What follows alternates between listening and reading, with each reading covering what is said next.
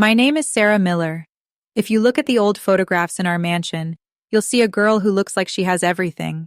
A crown on her head, a dress fit for a princess, and a father who owns the city. But those photos are lies. My childhood wasn't filled with toys or fairy tales. It was filled with spreadsheets and cold, calculated demands. My father, Arthur Miller, was a man who didn't know the meaning of the word love. To him, I was an extension of his ego. I was a crown jewel he kept in a safe, not to protect, but to possess.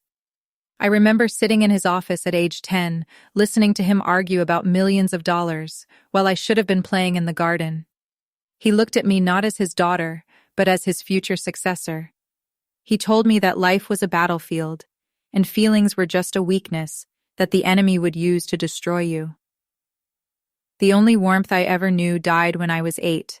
My mother. She was the one who hid notes in my school bag and sang to me when I was scared. When she was gone, Arthur didn't even shed a tear. He told me that crying was for the defeated. He transformed our home into a sterile environment where productivity was the only religion. I spent my teenage years in isolation, surrounded by tutors and security guards. I was a prisoner in a palace. I learned how to speak 4 languages, how to analyze the market, and how to hide my emotions behind a professional mask. But deep inside, the girl who wanted to be free was slowly withering away. I wasn't allowed to make mistakes. One C on a report card meant a week of silence from him, a silence that felt sharper than any shout. Then, the day I turned 22 arrived. I had finally completed my degree, and I hoped that, at last, he would see me as an adult. He called me into his office, and for the first time, he offered me a glass of wine. I thought, maybe this is the day he becomes a father. But I was wrong. He opened a velvet-covered folder and placed it in front of me. "It's a merger," he said, his voice as calm as a predator stalking its prey. "The Thorne and Miller companies are joining forces.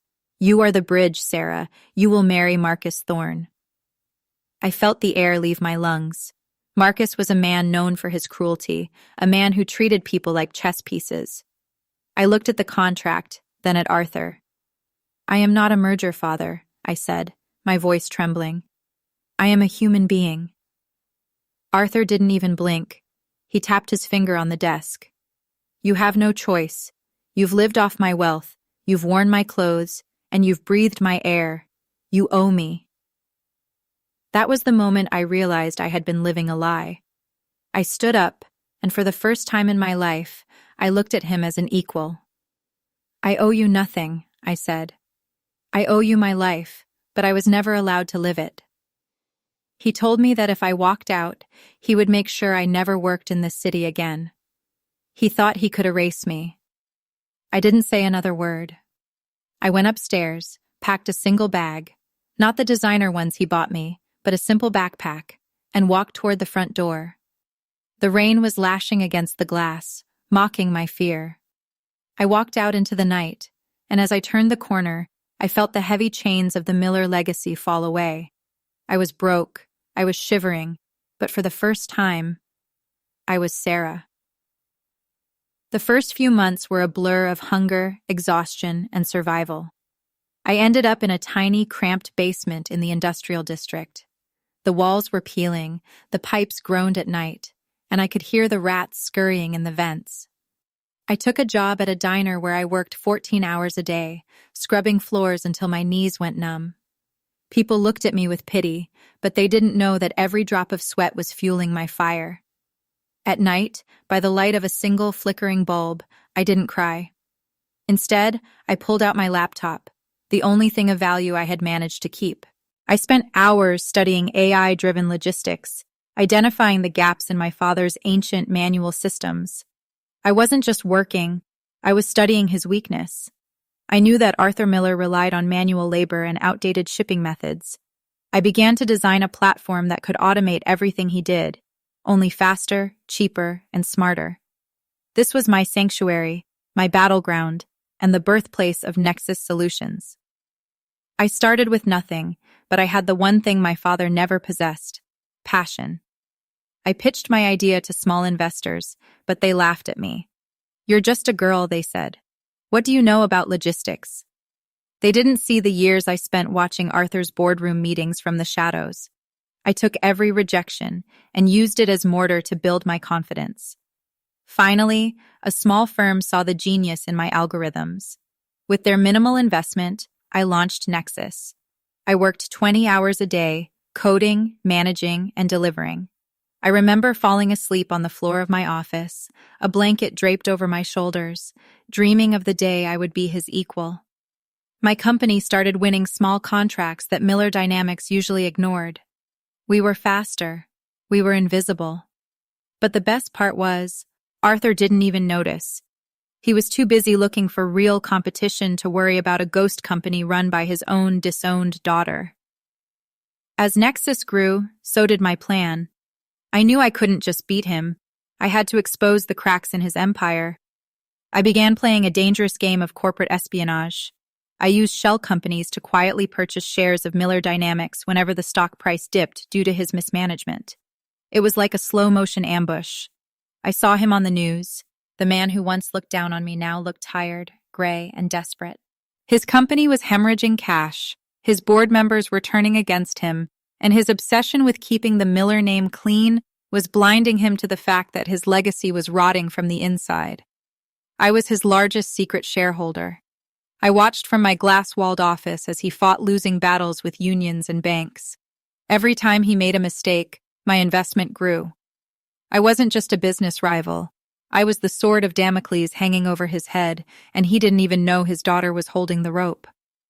The day of the emergency board meeting arrived. Miller Dynamics was on the brink of total collapse. The banks had pulled their support, and Arthur was desperate. He had sent out an invitation to a mystery investor, the only entity that could bail them out. I walked into the building I once called my home. Security guards who used to bow to me now stared in confusion. I wasn't wearing my old, sad clothes. I was in a sharp, charcoal gray suit that cost more than my first basement apartment. I walked into the boardroom, and the silence was heavy. Arthur sat at the head, looking aged, his hair thinning, his hands trembling as he shuffled through papers. When I entered, he didn't recognize me at first. He looked up, annoyed. "Who are you?" he snapped. I didn't say a word. I pulled out my chair, sat down, and placed my portfolio on the mahogany table. As I looked him directly in the eyes, the color drained from his face. He gasped, "Sarah? You're the investor?" I smiled, a small, cold, and confident smile. "Hello, Father. I've come to collect what's mine." The tension in the room was electric. The board members were whispering, shock written all over their faces. Arthur tried to regain his composure, his voice shaking. This is some kind of sick joke. You're just a girl who ran away." I stood up, opened my folder, and spread the documents out. "I'm not the girl who ran away, Arthur. I am the majority shareholder of this company. I own 51% of Miller Dynamics."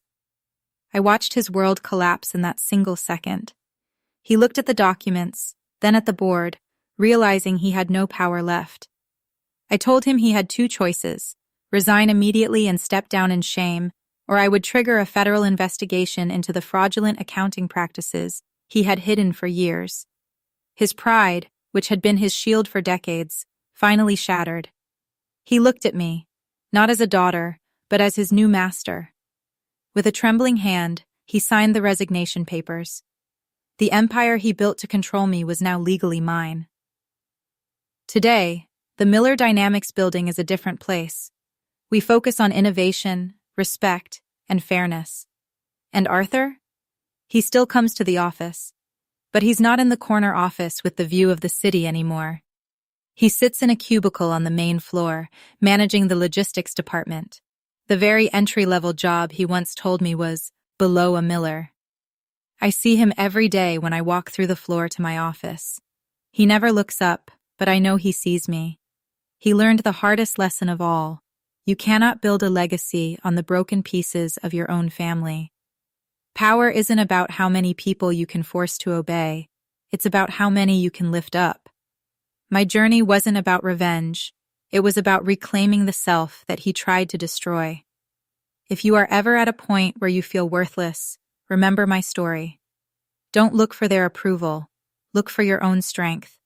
Build your own empire, and one day, the tables will turn. If this story touched your heart, share it, and hit that subscribe button. Thank you for listening.